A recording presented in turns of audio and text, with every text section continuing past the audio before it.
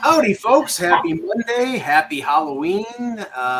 We will probably have a little bit of a Halloween-themed show today. I know Russ is rubbing his hands with glee because Halloween means hopefully the end of pumpkin spice, but it never really goes away, does it, Russ? No, and I'm just dressed up as a Jet fan right now. But let's That's let's pretty talk, scary. Pretty scary, yeah. it is scary. Let's talk about the World Series. Though the World Series is back, it's 1-1 now in Philly, and of course the talk here is they're just going to win those next three games, And I know it happened against the Padres. The Astros are a completely different team, though, and so I not only do not think that will happen, but I think putting Noah Syndergaard for Game 3 is a mistake. Oh, it's three, not four? That's what I heard he's going tonight. So what about Suarez? What happened to Suarez? 4.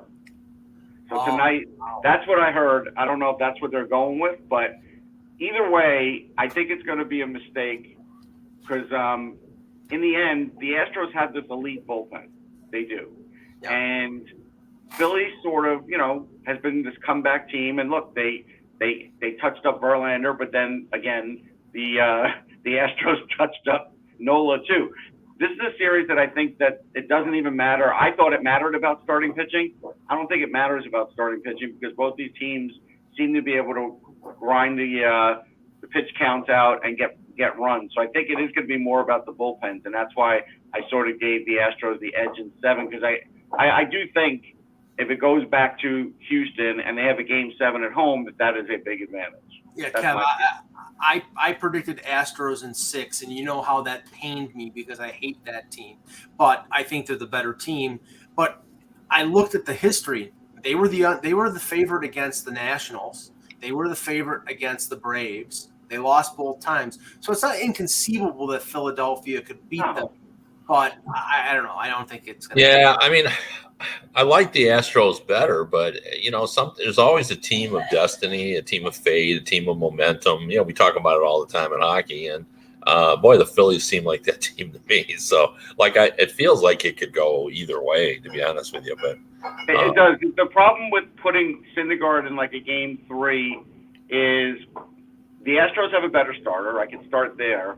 But the other thing is his velocity is down. And I know he's gotten away with throwing 3 innings, but the Astros are a team that it's like, 3 innings against them, he might not last 3 innings. He might only last 2 innings. Well, the one thing is, Russ, he's had a lot of rest. I mean, he didn't pitch. I don't think he pitched in either one of the series. No, but you know why? Because they don't have that much faith in him. Right. No. Yeah, but I mean, maybe he'll summon up a couple 95-mile-an-hour fastballs. Maybe. And will his way. Now, Kev, I wanted to ask you about this because I had a vested interest in the Detroit Lions Miami Dolphin games, and I saw that Detroit was up. I think it was like 21-7. I'm like, okay, right. 14-0 too. Yeah. Yeah, and that lead evaporated. Like I blinked my eyes and it was gone. It's like their offense has performed really well, and their defense is just non-existent. Yeah, no, it's really been tough, and even the younger players that they've gotten that they really like, it's just not enough. Like Hutchinson, who is going to be a really good player, but he was just eaten up. I can't think of the tackle's name for the Dolphins, but he's an all-pro, and he's just had a difficult time against them. They just didn't get any pressure, and Tua just kept making the plays that he needed to make, and it just felt all along, even when they had the lead, it just felt like the Dolphins were going to continue to chip away until they got it. And once they got the lead, you just knew. I've talked about this before. Jared Goff, another 300+ yard day, and he's had 2 bad weeks in a row. He started off great, but I think he can be an effective quarterback. The Lions' offense is much better, or much farther ahead than the defense, and Swift is back. That helps, but he was really only strong for a half, and then after that, it just seemed to be a different game. And Russ, you're muted. You were at the Jets game. I watched the Jets game, and I'm not going to make a jump to a conclusion because he's only played maybe 12, 13, 14 games. But Zach Wilson cost them a game that they should have won yesterday. And that no question. I agree. I mean, there's one play though where there was a roughing the quarterback that happened after the Jets intercepted the ball and ran it back for a touchdown. That hurt. It would have changed maybe the way the game was called because they would have been up 17-3 at the time, close to halftime. That may have been, a different story. But in the end, you're right. That is what happened. But I'm not ready to fully throw them under the bus yet because, the answer is, okay, so you're going to trade a whole bunch of first rounders for Derek Carr. Okay, I get it. But, in the end, I still look at Geno Smith and I say, all right, the Jets were never going to hold on to him this long for him to develop. He can't take that long to develop. He's 32 years old. I know. No, but I'm just trying to say there's a scale here. Sure. And I do see some development in Wilson in the sense that he is knowing when to throw the ball away. Yesterday, somebody pointed out in the Twitter video, hey, he could have run here for a first down on 4th and 5. Yeah, I get it. But when you're in there with 300-pound guys running at you, sometimes you don't think you see that hole. I'm not going to kill a guy for that. I think there's talent and ability there. I just think right now decision-making is killing them. Right. It's decision-making. And I think the other thing is LaFleur said 2 games ago that they sort of he's, at his 14th, 15th game, now he's going to have to step it up. So he opened up more of the playbook. Maybe don't do that yet. Yeah, two things about the Bills game, and then we'll start the show yesterday. It's funny, Kev. I mean, with all the, insurance ads and everything, Aaron Rodgers is on TV almost as much as Patrick Mahomes. And not a lot of people have any sympathy for him. But the thing is, I actually have sympathy for him because that team, he still can play, but he's got no receivers. He lost 2 receivers yesterday in that game. The fourth round pick made this unbelievable catch. They had to resort to running because they didn't have enough receivers in the second half. And had they played like that all game, they might have beaten the Bills. But I feel sorry for him because he's got no weapons. It's really sad, to see a player like that in the final stage of his career to kind of go out like that. And they knew what they were doing when they moved these guys out. They knew what was happening, and they don't seem to care. So, that's just too bad, and that's just one of the, the downside of sports. From a hockey perspective, the Red Wings coach Derek Lalonde is a huge Buffalo Bills fan, and so is Todd Beam, who's their PR guy. Smart guys. Yeah. So they ended up. As soon as the wheels touched down in Buffalo, they were on their horses to get to the game in time for see the game. So they were there last night for that. Yeah, and it was great weather and everything. It was a nice Sunday night. Although I have to say, and this is a pet peeve of mine, NBC and their infinite wisdom, they don't show Buffalo City Hall, which is Art Deco and beautiful. They don't show some of the nice areas. They have to do the overhead shot of the Goodyear blimp flying over Niagara Falls, which is 40 minutes away. It's not part of Buffalo. It's not a suburb of Buffalo. I don't know why I know it's the 8th wonder of the world. Yeah, that's why they do it. I mean, it's just no one understands television better than you. You know darn well why they do it. It's just lazy. It's show Buffalo. But Mike, what other wonder of the world is in Buffalo? Me. I'm a wonder of the world. Oh, okay. Yeah. Hey, there you go. Hello, Hockey World. Today is Monday, October 31st, 2022. I'm Russ Cohen from Sportsology. I'm Kevin Allen, and I want to kind of talk of all the weird, creepy stuff that's going on in the NHL on Halloween. And I'm Michael Agello, and this is the HockeyBuzzcast here on HockeyBuzz.com. Okay, let's start with the goofy, spooky stuff that's going on. Kev, you start first. It's just really strange. We see this every year at the start of the season, things that, aren't going to last, but there's so many of them. I looked in the standings this morning, and, the New Jersey Devils are 6-3, leading the Metropolitan. The Philadelphia Flyers still have a record like nothing we've ever expected they would have. The Montreal Canadiens are competitive, for God's sakes. The Colorado Avalanche beat the Rangers and then lose in regulation to both the Islanders and the Devils.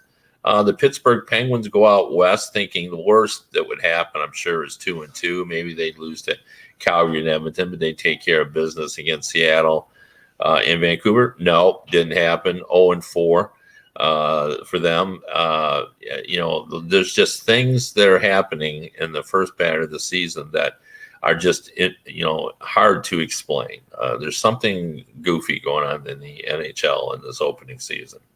Yeah, I think there's something to that. I mean, look, the Flyers' record is definitely better than what the team is as a whole.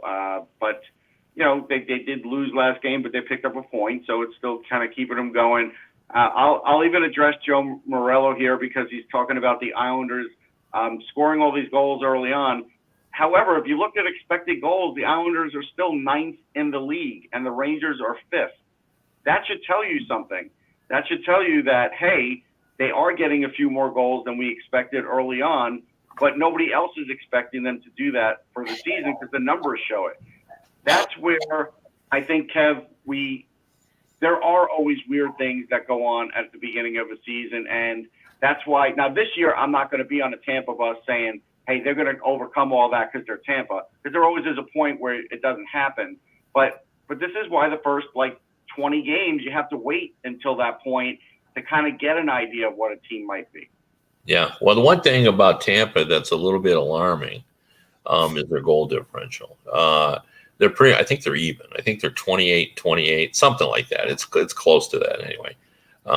And I think the Lightning are very concerned about that. That, first of all, they got Vasilevsky. He's in the top 2 goaltenders in the league. And secondly, it just speaks to the fact that you can't take a Ryan McDonagh and a Ruda off the defense and not expect ramifications from that. Well, yeah, my biggest thing was that when you lost McDonagh, there was no suitable replacement. Yeah, and Russ, when the whole thing with Ian Cole went down and he was unavailable for a couple games, panic set in because Ian Cole is essentially a pseudo replacement for McDonagh as the veteran guy for 1 year, but they didn't have an answer if he was going to be out long term. They really didn't have an answer in their organization to fill in for him. Yeah, Sergachev is a very good defenseman, right? But it was a panic move to give him that contract as if he could replace McDonagh, because he can't. He's just not as good as Ryan McDonagh would be at that age. He's just not. So there was going to definitely be a drop-off. The other thing, there's an interesting, weird dynamic that's going on in Philly that's worthy of talking about. Somebody had it here in the chat room. I forget. Mac. The interesting thing was, Wade Allison had a really good game. He scored a goal. He looked good. He played good in the corners. But he only played 8 minutes. So when John Tortorella was asked about Wade Allison, he's like, yeah, sure, he scored, and I'm happy that he scored, but he does still do X, Y, and Z wrong. And so, he's he's not quick to the play, and there's still some turnovers, and there's something else. Meanwhile, the coach himself said we need secondary scoring. This guy provided some of that secondary scoring, and the coach didn't feel like giving him any more minutes other than 8 minutes in the game. To me, that is a weird situation that I cannot give you an answer for because the guy looks good on the ice. Now, my only answer is I get that Torts has this standard, but the problem is when you have a standard, if you don't have enough players that can play that exact standard all the time, you've got to ease up on your restrictions a little bit. Maybe he'll learn that. I don't know. Yeah, and there have been some other events as well, like the Boston Bruins. I was going to bring that up. They had all these injuries. These guys weren't supposed to be back until Christmas, including Brad Marchand. And then everybody came back earlier than expected. Marchand had 2 goals in his first game back, 3 points. And the Bruins, they just keep marching along. They're doing their thing. Now, Kev, there is a conspiracy theory out there that they purposely said these guys are going to be back in December, and that all of a sudden, this is not all of a sudden. McAvoy is skating right now. He may be back in the next week or so. That they basically, that December was the worst case scenario, and that them coming back by October or November was more realistic. But and now it looks like them being back, is just, adding a McAvoy. They're 8-1 right now. That can only help them even more because he's one of the NHL's best defensemen. Well, for sure. I don't know what their advantage was. I wondered about, I went back and looked at the original story, and in the original story, they said it could be as late as Christmas. Right. So, so it's not like, and then after a while, everybody just started using that because it was a kind of a good story to say, well, the Bruins will have a bunch of guys out till Christmas. Right. And originally they said, maybe it'd be earlier, but it could be as late as Christmas. So, right. And Christmas is 7 weeks away. That's a significant chunk. So, it is. So, but I don't know what advantage they would gain by that, other than pulling the wool over the eyes of the media. But it doesn't gain them anything. So, But anyway, they're playing very well, and changing coach. It's been a blip. They've moved along. Everything looks good. And much to their delight, the teams that are supposed to be as strong as they are in the Atlantic Division are all kind of, a little bit up and down. The Panthers have been fine, but they haven't been great. The Tampa Bay Lightning are struggling a little bit. The Toronto Maple Leafs are struggling a lot. We're going to talk about that in a second. I'll say this before we do the Toronto. The one thing about the Panthers, because I saw them recently, without Uyghur and Ekblad, they desperately need one of them. Without both of them, they're just a team that's trying to outscore you, because then their defense is so ordinary that it's a problem. When Gustav Forsling and Radko Gudas are your minutes leaders on defense, you're in trouble. Yeah. No, we've been talking about that, since before the season, about how their defense, because it was a problem last year in the postseason. So, and as Russ just pointed out, they got rid of a guy that it was a key component to their defense. They had some periods last season when they weren't pleased with him, but he's still a pretty good option in comparison to what they've got. And now without Ekblad, it's like, you're in trouble.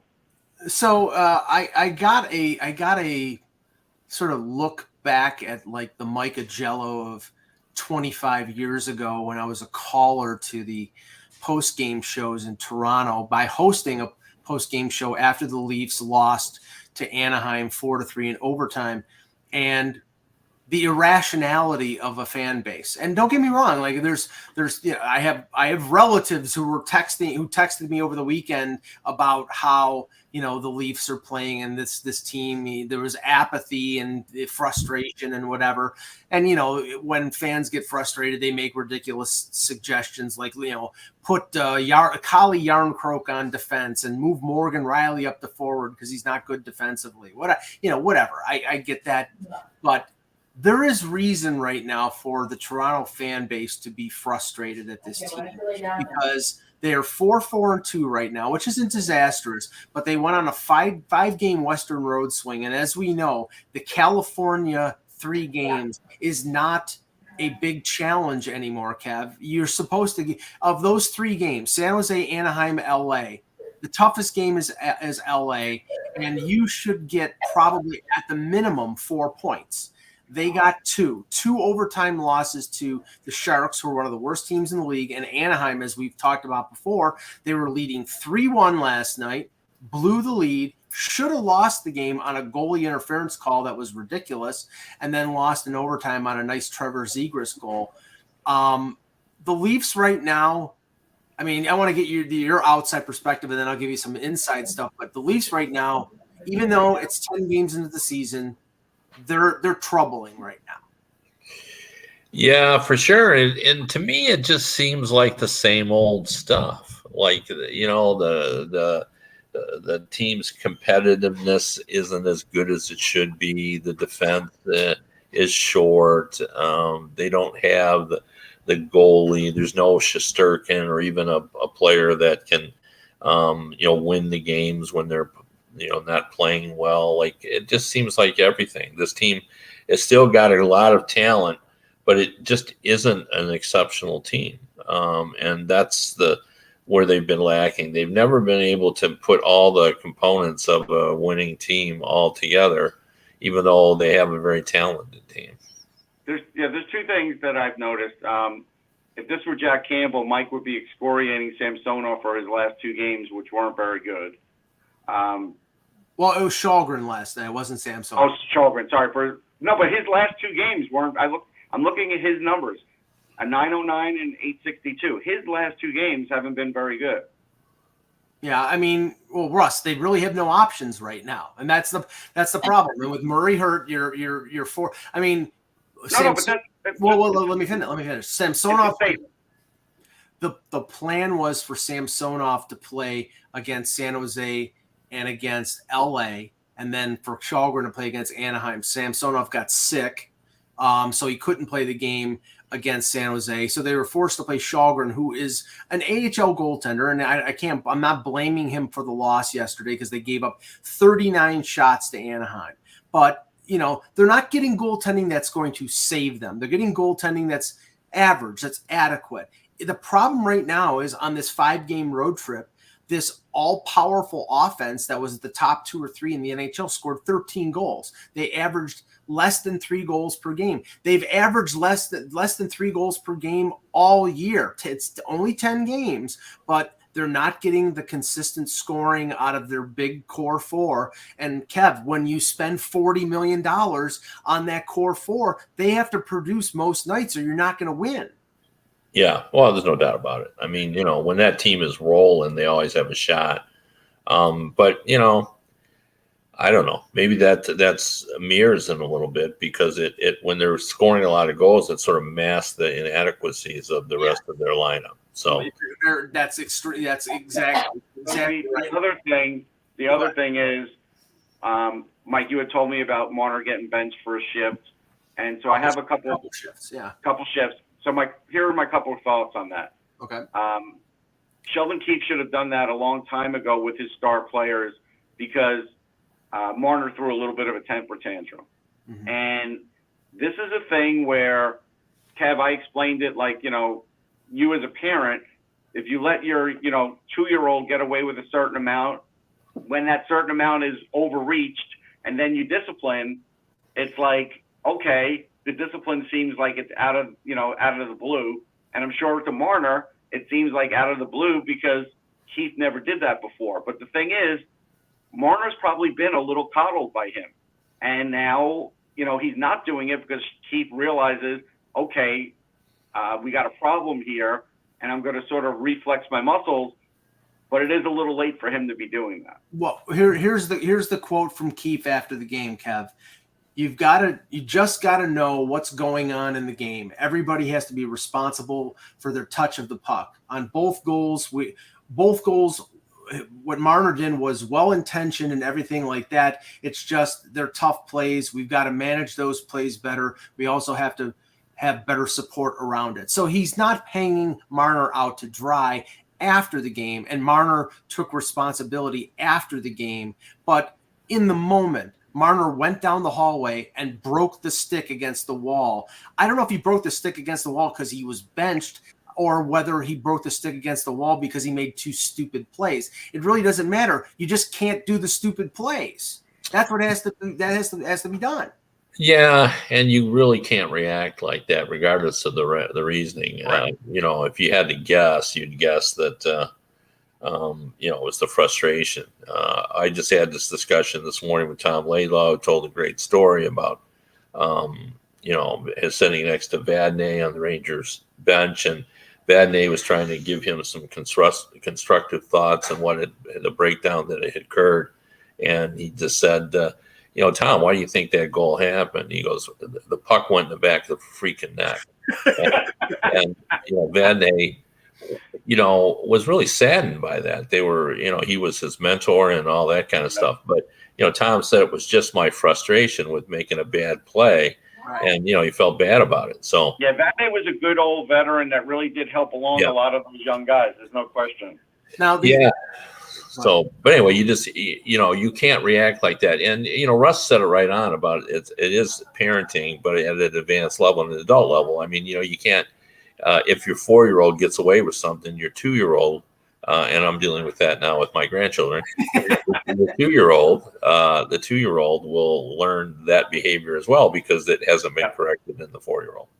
Kev, it's even worse with my niece. She's got a 14-year-old and a 4-year-old, and the 4-year-old is not learning things that he should be from the 14-year-old. Okay, but this is, and I think this is more the pointed thing about the Leafs, and then we'll get off of them. Obviously, Keith, they're 4-4-2. They're the same record that they were last year, but things are a little bit different. Muzzin is out for the rest. Muzzin is out. They don't know how long he's going to be out. He could be out a week. He could be out a month. He could be out the rest of the year. That's a question that needs to be answered. Right now, they tried to trade for Ethan Bear, and this was hilarious. Elliot Friedman reported on Saturday night that the Leafs were interested in Ethan Bear. Ethan Bear went to Vancouver for a 5th-round pick, and along with Lane Peterson. Carolina retained $400,000 of his $2.2 million salary. So they sent a contract to Vancouver. They retained salary, and they got a low-round draft pick. The Leafs were interested in Bear, and they weren't willing to give them the draft pick. And the Leafs are at 50 contracts. So more than likely, you can only extrapolate from that Dubas offered a player, a prospect or a minor leaguer, to clear a salary to get Bear, but then he didn't offer a contract. I didn't offer a draft pick. So why the hell would Don Waddell do that deal if you're not offering him anything? Well, yeah, especially since they were glad to, clear out some salary themselves. Sure. So yeah, no, I mean, Kyle Dubas really has to be on the hot seat. I don't think this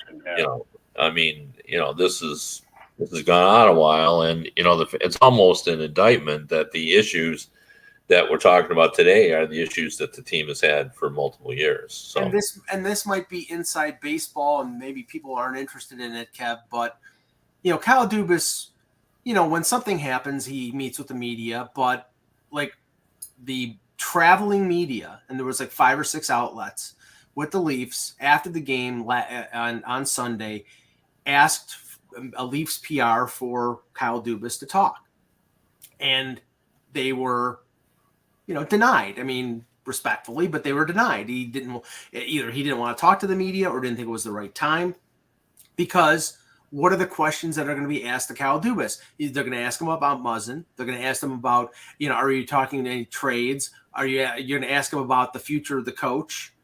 All questions that right now he doesn't want to answer, Kev. It's more like, okay, I'm hoping this team goes on a win streak so I don't have to answer these questions, because he doesn't want to answer them right now. Yeah, and I think worse than he doesn't want to is he probably has no answers. Right. That's the real issue there at this point. And Muzzin may be out of his control because he doesn't really know, but right. The messiness of the roster, is something that he should be able to answer. And the fact that they're at 50 contracts, even that to me is a mistake. You have to have some flexibility. Right. So how do you? Like you said, the roster stuff, the hiring of Murray, you knew that if he was going to get injured, it was going to be a question. So far, he's only played 1 game. Right. These are all things that are building against him. The Ethan Bear thing, I get that you don't have that many picks for next year, but make the trade and worry about getting picks later when you maybe trade somebody at the deadline if you have to. Right.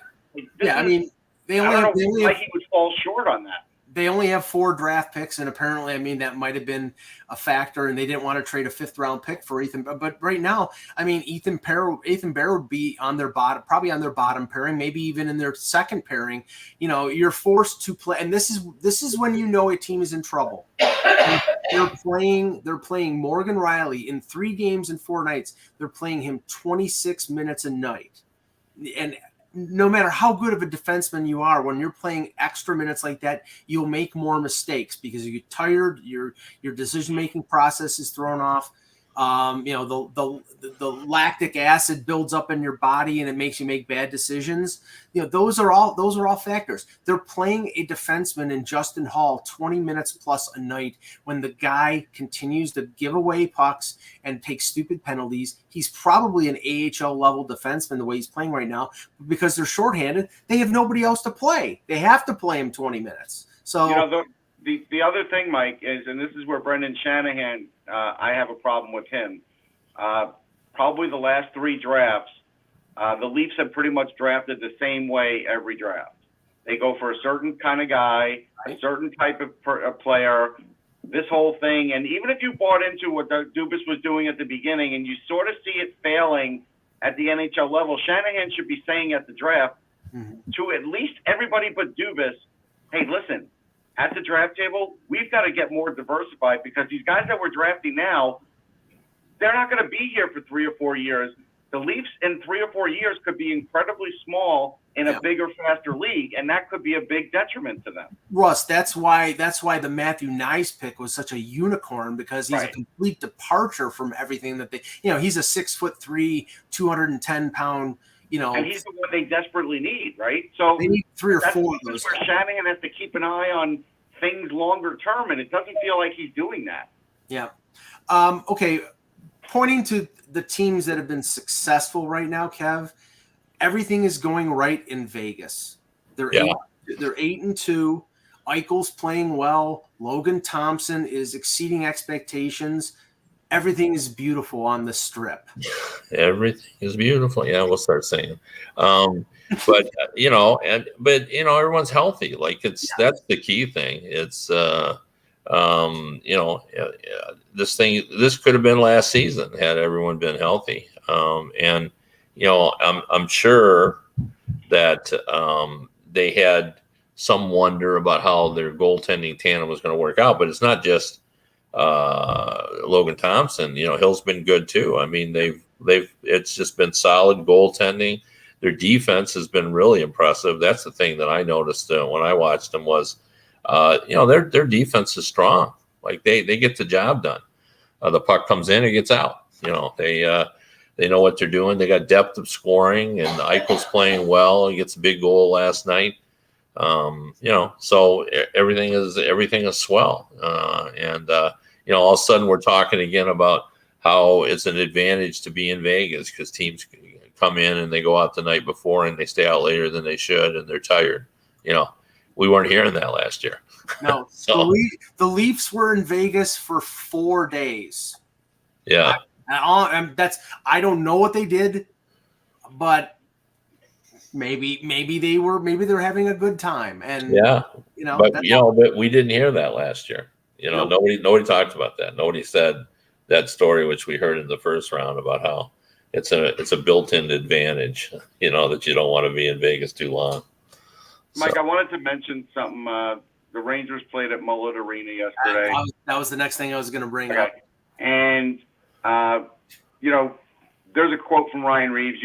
If you want to pull it up, that's good. But also, we looked at the attendance, Kev, and it wasn't a sellout. So already you're getting into like game 3 at home or something like that, 3 or 4, and they're not selling out. Now, in the past, it's like, hey, I get it. They're making more money with this franchise than they were even before because they've got some luxury suites and everything else.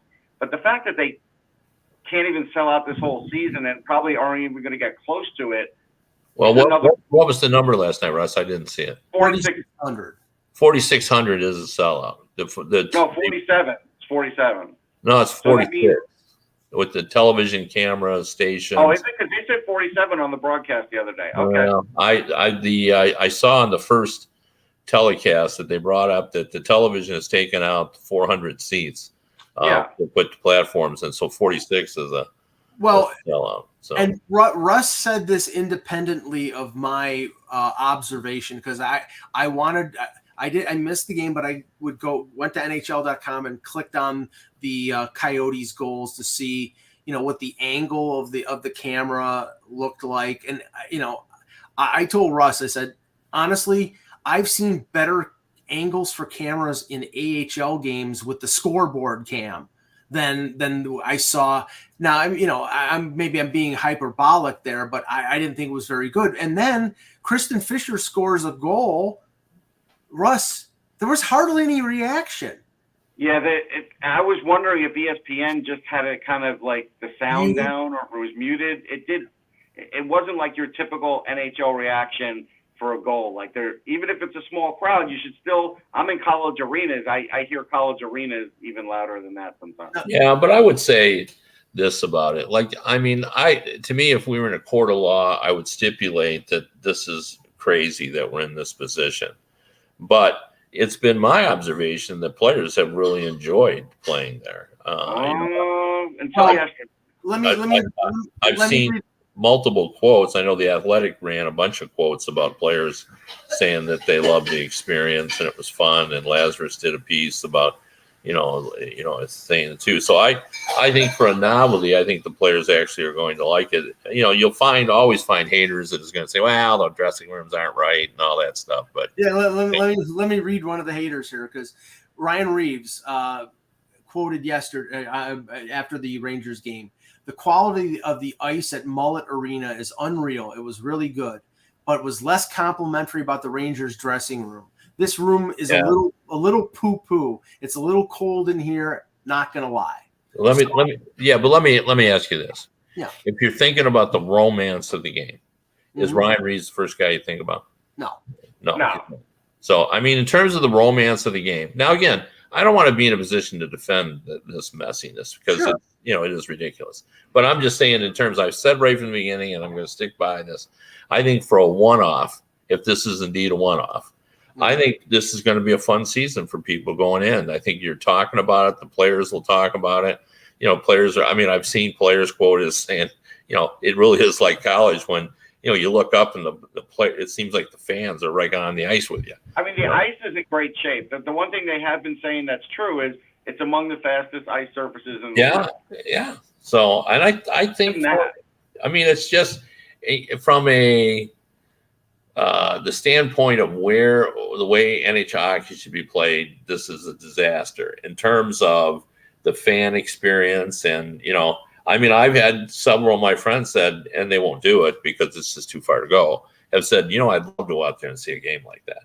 And that's how I feel about it. I wish I could go out and watch that experience, just because, where do you see NHL players in such a tiny space? So, well, I know Russ saw this as well when in 2018 the World Junior was in Buffalo and they played games at the Harbor Center, which is an arena with maybe 2,000 seats, and it was a low angle. It was impressive, and I can see that maybe in a smaller venue, it could be something. When you have NHL talent there, it could be an experience. But the thing I have a problem with, Kev, and it came out a couple days ago, that there's a vote in Tempe in late November, I think November 30th, to whether to approve and go ahead with the real estate situation to build the arena. Now, it was all sunshine and flowers and roses. It sounds like it's going to pass, and we've heard that before in Arizona. And if it doesn't, again, are they going to stay there for 2 or 3 seasons until they find a way to build? There has to be a resolution to this situation. It just seems to be never ending. Yeah, I think based on things that Kevin has said with people he's spoken to and everything else, I still feel like Houston's going to come in at the last minute if there's a problem here and gobble up the team. I just feel like it could happen still. I've spoken to some people that said, look, remember with this situation, it didn't seem like, and it's true. Sometimes these things come down to 2 months before the end of the season, you realize, okay, the Tempe vote didn't happen. There's no other options, and then all of a sudden, that might happen. So we saw that with Winnipeg.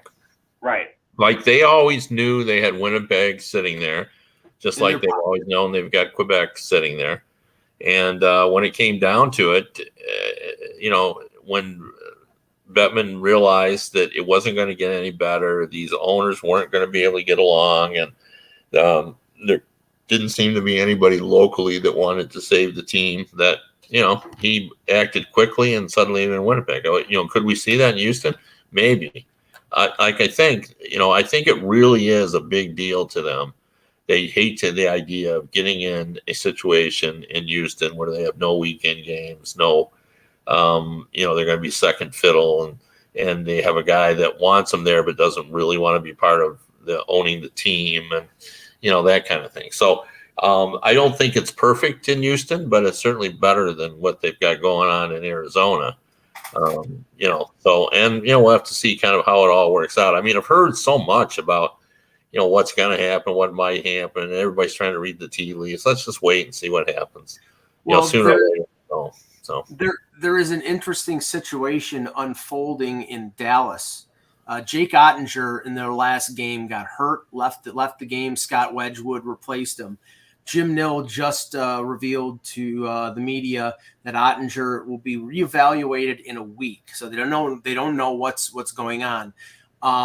Due to the salary cap, this is fantastic. Due to the salary cap, the Stars cannot recall Anton Khudobin.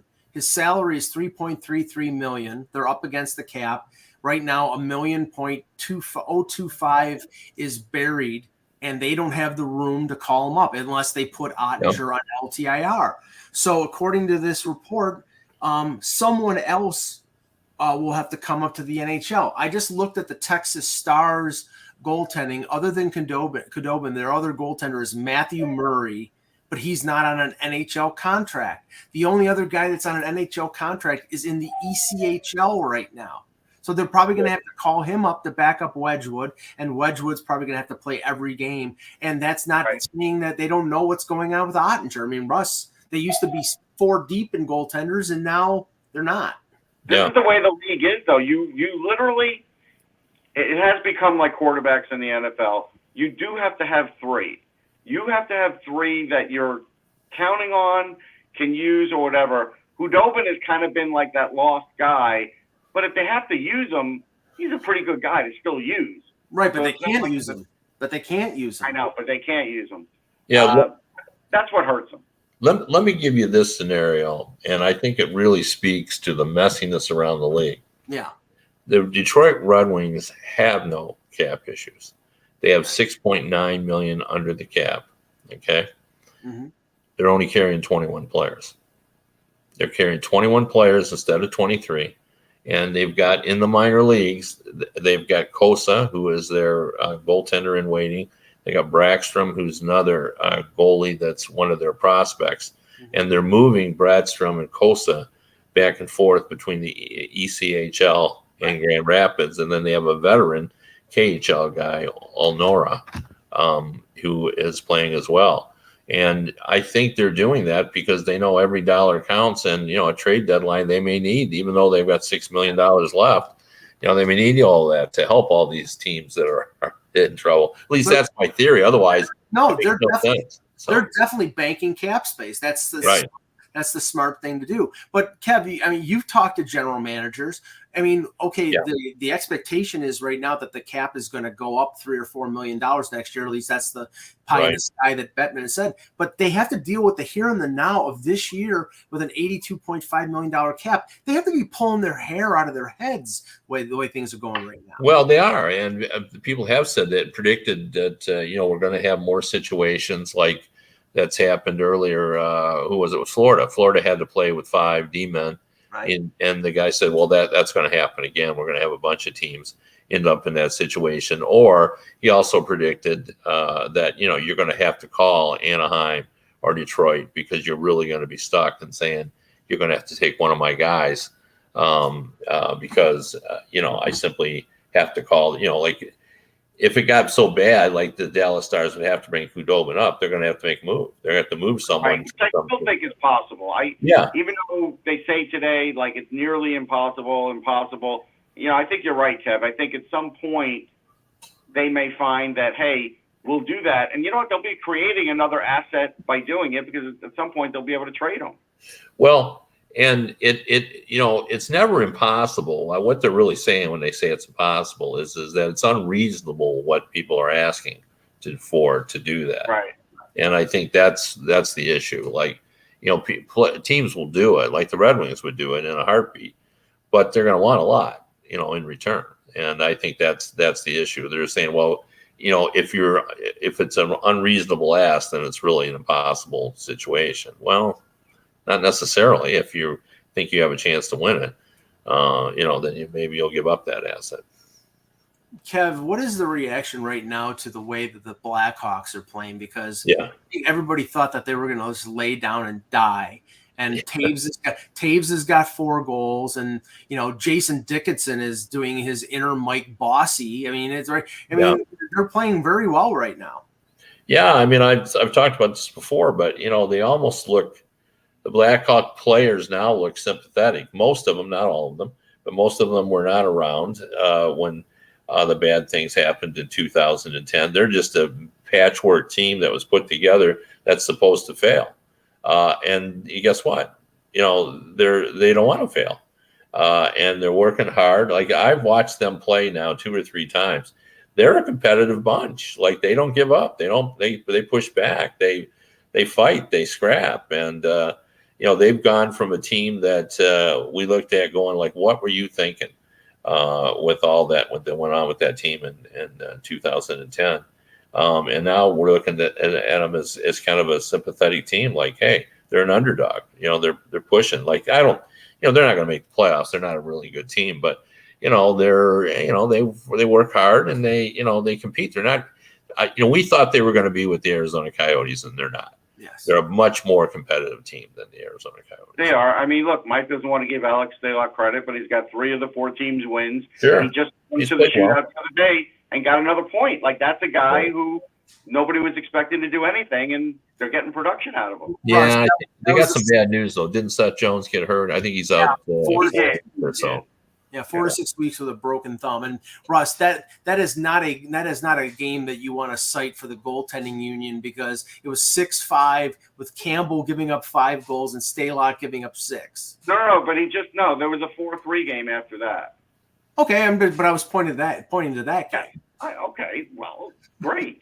But I gave you his overall numbers, a .914 save percentage, which would be better than the save percentage of anybody on the Toronto Maple Leafs. Wait a week, okay? Wait a week. All right, great show, guys. We'll be back tomorrow with another edition of the Hockey Buzzcast. For Kevin Allen, for Russ Cohen, I'm Michael Agello. Thanks for watching, and remember, without the buzz, it's just hockey.